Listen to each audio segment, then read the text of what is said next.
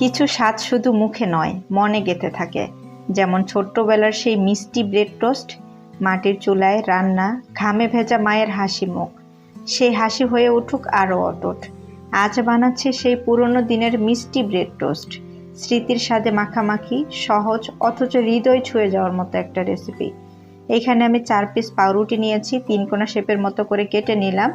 অন্য একটা বাটিতে 2টি ডিম, 1 টেবিল চামচ চিনি, 1/3 কাপ পরিমাণে দুধ, 1 থেকে 2 চিমটি লবণ দিয়ে ভালো করে মিশিয়ে নিলাম। হাতের কাছে যদি এলাচের গুঁড়া অথবা দারুচিনির গুঁড়া থাকে 1 থেকে 2 চিমটির মতো ডিমের মিশ্রণে দিবেন, তাহলে ডিমের যে একটা আষ্টে গন্ধ থাকে সেটা থাকবে না। ফ্রাই প্যান গরম করে সেখানে তেল আর বাটার দিয়ে ভালো করে মিশিয়ে পাউরুটিগুলোকে ডিমের গোলায় ডুবিয়ে তারপর ফ্রাই প্যানে 2 পাশে লালচে কালার হওয়া পর্যন্ত ভেজে নিলেই কিন্তু তৈরি হয়ে যাবে অসাধারণ স্বাদের এই ব্রেড টোস্ট।